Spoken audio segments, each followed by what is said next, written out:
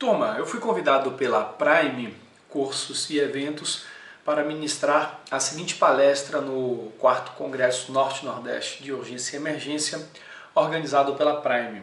Essa palestra vai ser Socorristas Profissionais em Ascensão, APH baseado em evidências, ou seja, como através do APH baseado em evidências, como se tornando um profissional baseado em evidências, você pode garantir um crescimento pessoal e profissional constante, levando a reconhecimento profissional e todos os demais benefícios que esse reconhecimento pode trazer. Esse congresso vai acontecer nos dias 30 e 31 de agosto de 2019. Provavelmente, se você está vendo esse vídeo, é que esse congresso já passou, porque eu estou aqui gravando um dia antes da minha palestra e já serve como treinamento para a palestra que eu vou realizar amanhã. Então eu tenho um objetivo primário aqui de gravar esse vídeo para poder disponibilizar o mesmo para os congressistas, para que eles possam assistir novamente a palestra e revisar o conteúdo. E se a Prime permitir, eu ainda vou solicitar essa autorização para eles, quem sabe futuramente eu possa também publicar isso aqui nas redes sociais. Então vamos lá. O objetivo principal desse bate-papo vai ser falar então como se tornar um profissional baseado em evidências e manter um crescimento profissional consistente. Para falar sobre esse tema, eu preciso citar o professor, doutor Luiz Cláudio Corrêa, ele que é médico, cardiologista, mestre, doutor, professor livre, docente, baiano, tem um blog chamado Medicina Baseada em Evidências.blogspot.com.br, que é o maior blog de medicina baseada em evidências do mundo, o mais rico, com mais de 300 artigos ensinando como pensar cientificamente, como fazer análise críticas de artigos, como entender aquilo que está publicado na literatura. Aqui tem uma entrevista que eu gravei com o mesmo em 2014, onde a gente já falava um pouco sobre essa questão de medicina baseada em evidências e a importância. Portanto, tudo que eu sei hoje desse assunto eu aprendi com o professor Luiz Cláudio, por esse motivo que eu estou referenciando aqui. Bom, o problema que todos nós temos é a dependência. Isso aqui foi escrito por Napoleão Hill, um grande estudioso de desenvolvimento pessoal do século XX. Ele traz que nós nascemos dependentes fisicamente, financeiramente, e durante a vida a gente vai buscando independência em todos esses aspectos, que essa seria a nossa meta. Porém, a meta maior, a solução para a nossa sociedade como coletividade, para fazermos coisas extraordinárias, seria a interdependência, que seria conseguir juntar seres que são independentes entre si, porém que juntos são capazes de criar algo que nenhum indivíduo sozinho consegue criar. Assim como o exemplo dos Beatles, uma banda onde tem vários musicistas talentosíssimos independentes, que quando estão juntos criam algo extraordinário. Nós temos um problema muito grande na área de saúde, na área de urgência e emergência, que é a dependência intelectual. É depender do outro para aprender. Isso vem através de um sistema criado onde existe um professor e um aluno e nós precisamos que o professor nos ensine.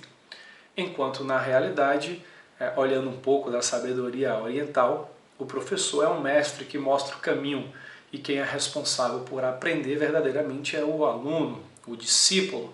Então aqui a proposta seria mudarmos um pouco esse pensamento de que eu aprendo com o outro me mostra o caminho, me abre as portas e eu aprendo porque eu decido aprender.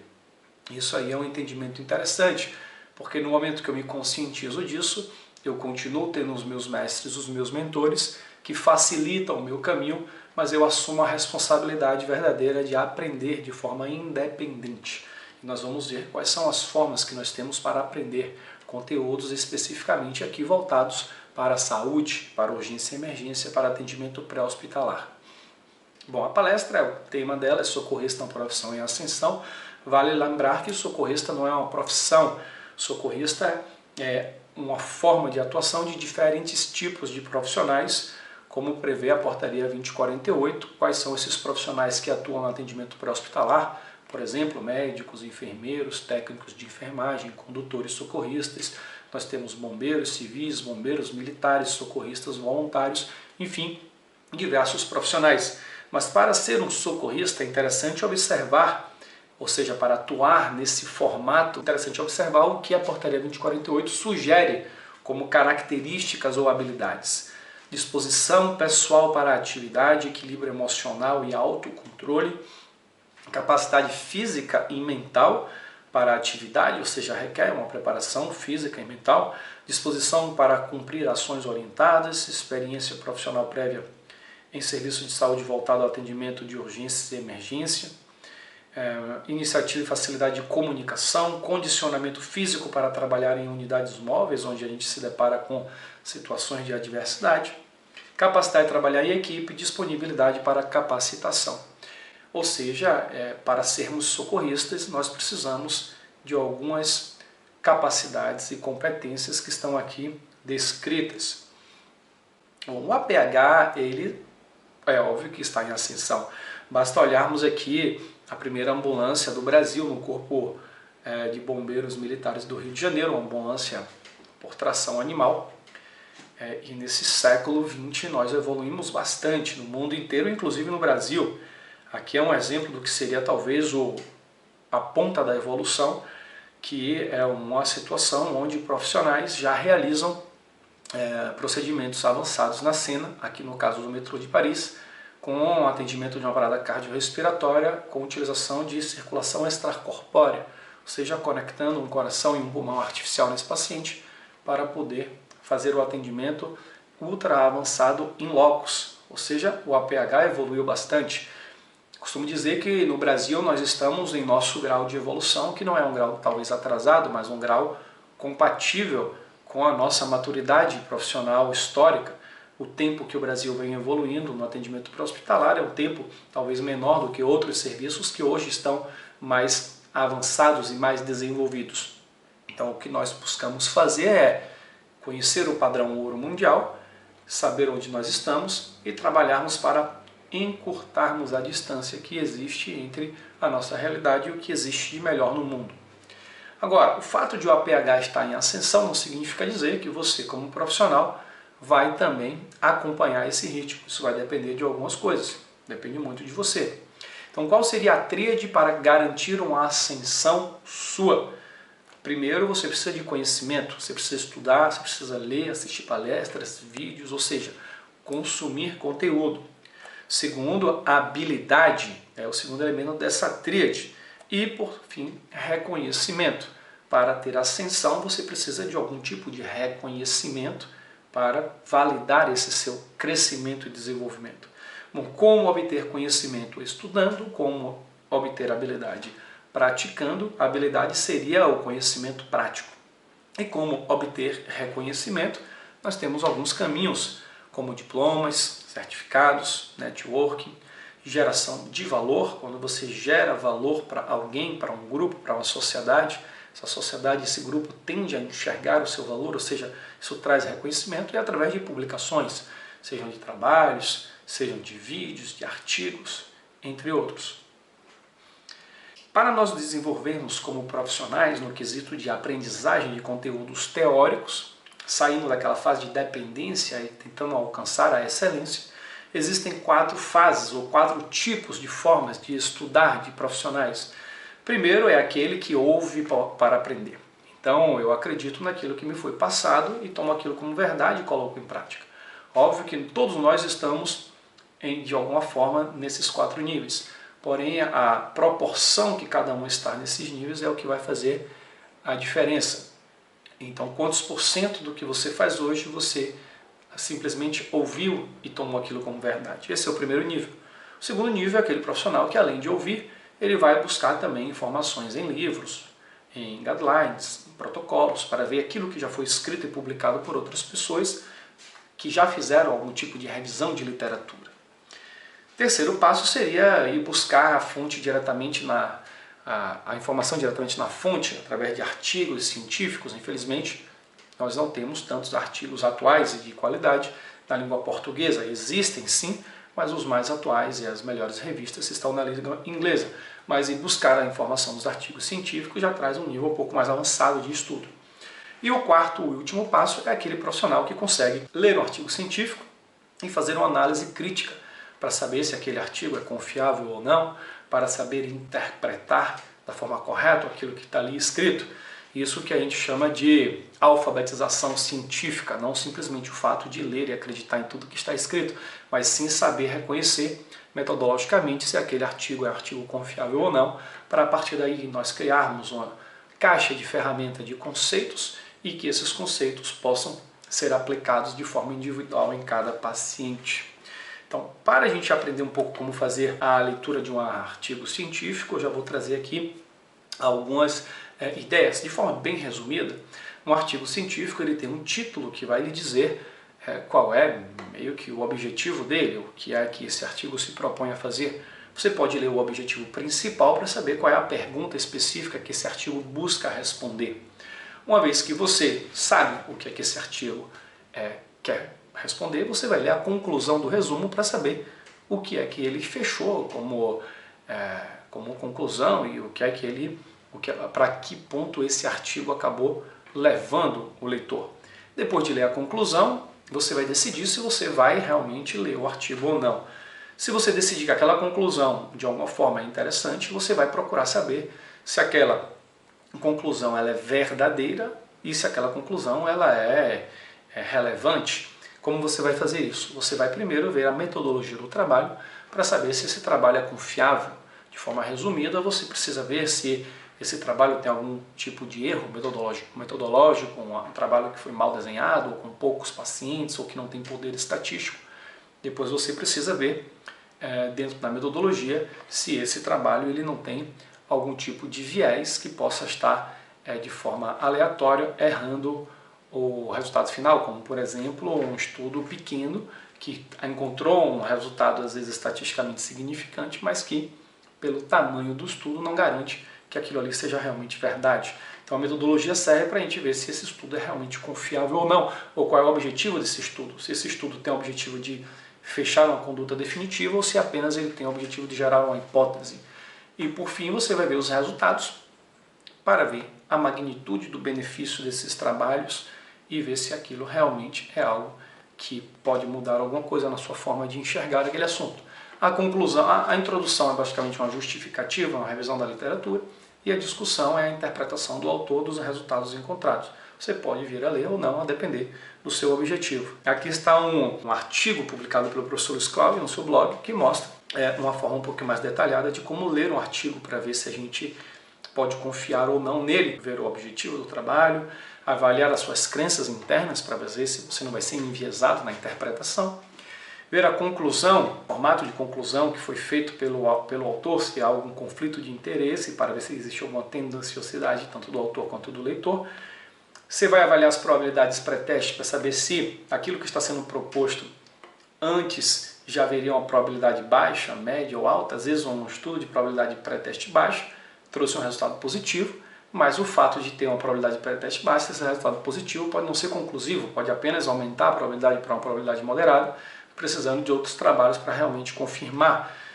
Outra coisa importante é a questão da mudança a posteriori, quando você cria um protocolo de estudo e que depois você acaba adaptando ele no caminho, isso também traz menos confiabilidade do que um estudo que já foi determinado antes como seria e o plano realmente foi seguido.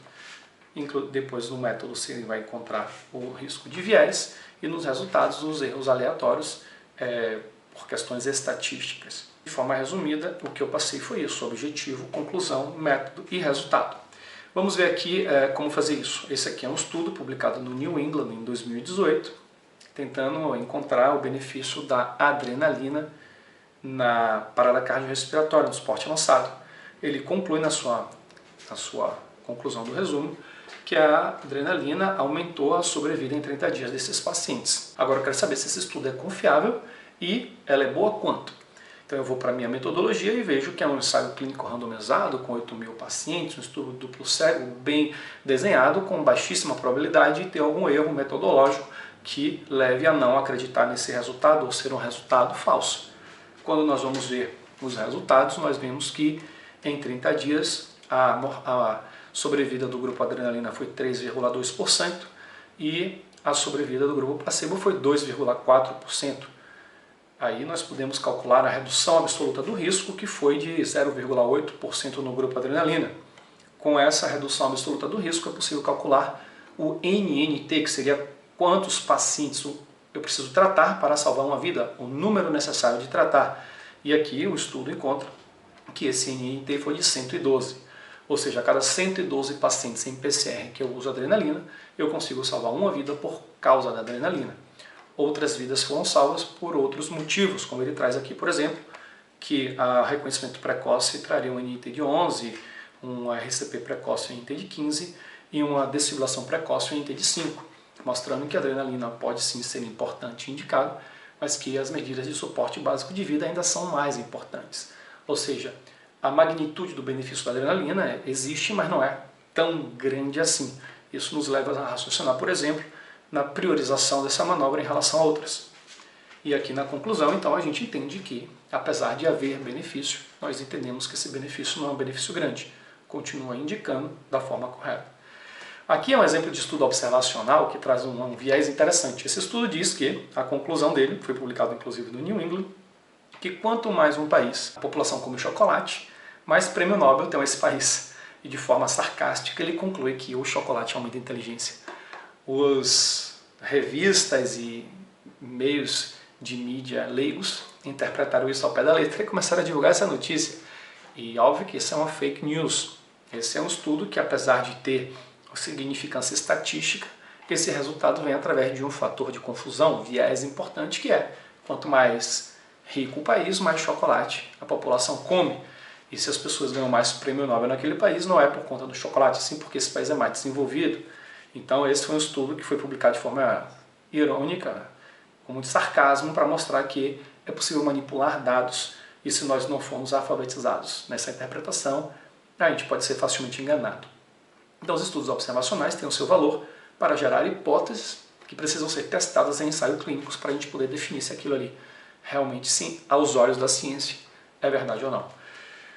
Aqui é um ensaio clínico randomizado, que a gente pode olhar assim, se é ensaio clínico randomizado, então é verdade. Então esse ensaio clínico randomizado, ele testou a hipotermia terapêutica pós-parada e ele conclui que ela aumenta a sobrevida. Então esse estudo foi publicado no ano de 2003, se eu não me engano, e trouxe essa conclusão lá no New England.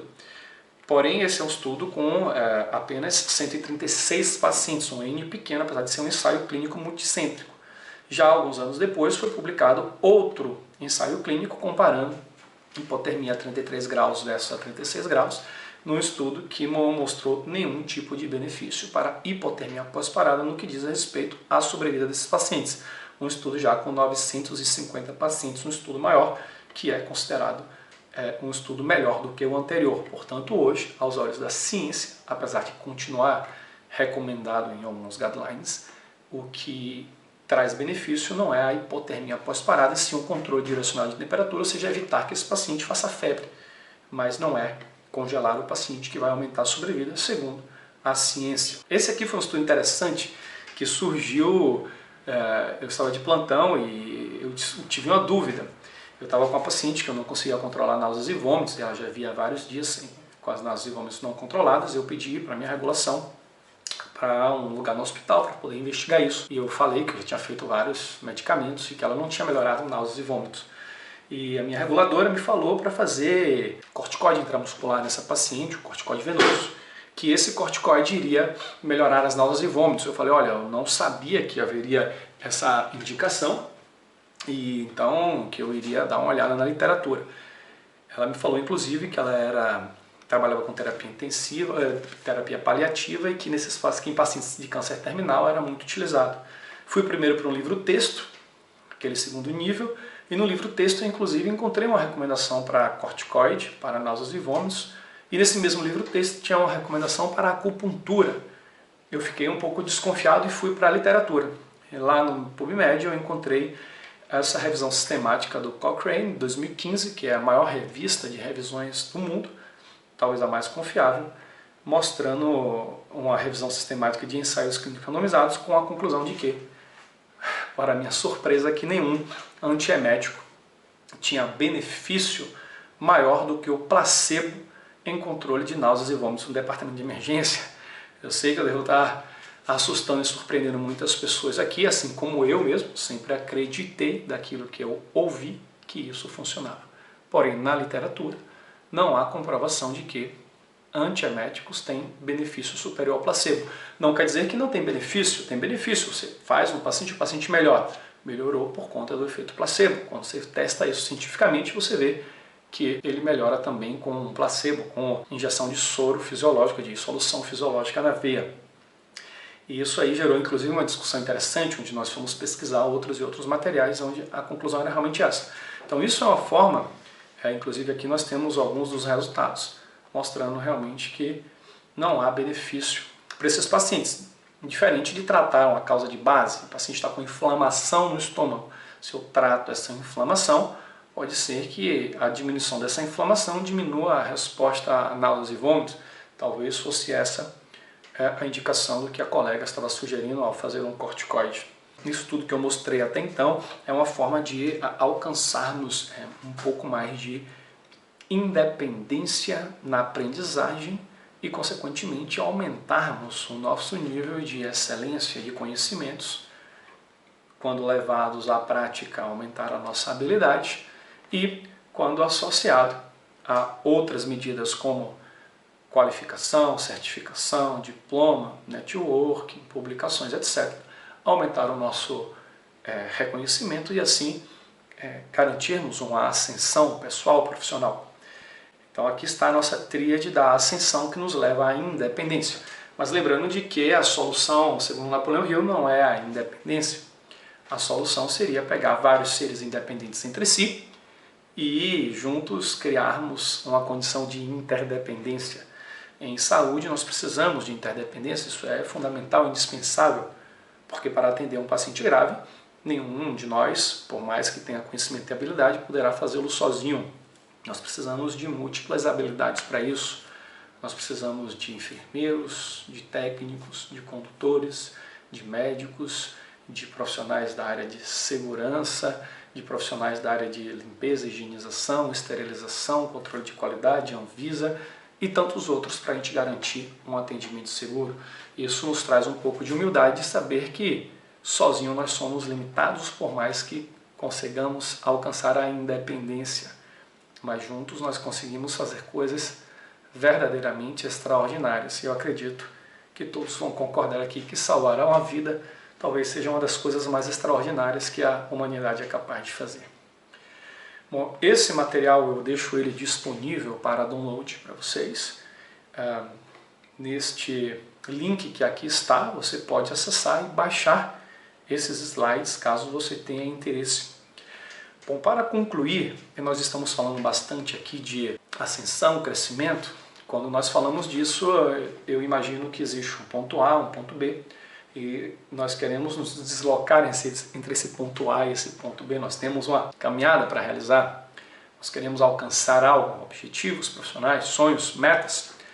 Isso faz parte. Eu tive uma aprendizagem interessante com o meu filho mais velho, Logan, há alguns anos atrás. Ele era um garotinho ainda de uns 4 anos na época, e nós fomos para a praia no final de tarde passear, como nós costumávamos fazer sempre depois da escola. E nesse dia nós estávamos brincando num canto da praia, onde tinha algumas ondinhas e apenas areia. E do outro lado, mais ou menos uns 300, 400 metros, tinha umas piscinas com aquelas pedrinhas e tal para brincar. E o dia já estava acabando, já estava começando a anoitecer, e eu falei para o Logan: filho, você gostaria de brincar um pouquinho ali nas piscininhas antes de ficar de noite? Ele: quero, pai, quero. Eu falei: então vamos lá. E aí nós começamos a caminhar na areia em direção. E eu andava alguns metros, olhava para trás e o Logan estava lá atrás, praticamente não estava se deslocando. E eu falei: filho, quer ou não quer ir? Vai ficar de noite. Ele falou: quero, pai, quero, então vamos. Eu continuava andando um pouco. Quando eu olhava para trás, ele demorando pra caramba para andar. E eu mais uma vez: filho, vai ficar de noite, se a gente não for agora não vai dar para a gente chegar. Quer ir? Ele: quero, pai, quero. E aí eu continuo andando. E quando eu olho mais uma vez para trás, eu percebo o Logan feliz da vida, com um sorriso de orelha a orelha, chutando a água, chutando a areia e com a expressão de felicidade pura. Naquele momento caiu uma ficha para mim. Para Logan era interessante chegar no ponto B, sim, desde que a jornada valesse a pena, desde que aquele momento presente valesse por si só. Se chegasse no ponto B, ótimo, seria maravilhoso, mas se não chegar, o que ele estava vivendo ali com certeza já estava valendo muito. Se ficasse de noite antes de nossa chegada, ainda assim ele teria vivenciado com toda a intensidade aquela jornada. E quando eu cheguei em casa, eu acabei escrevendo ou transcrevendo uma mensagem para imortalizar essa aprendizagem que eu tive com ele.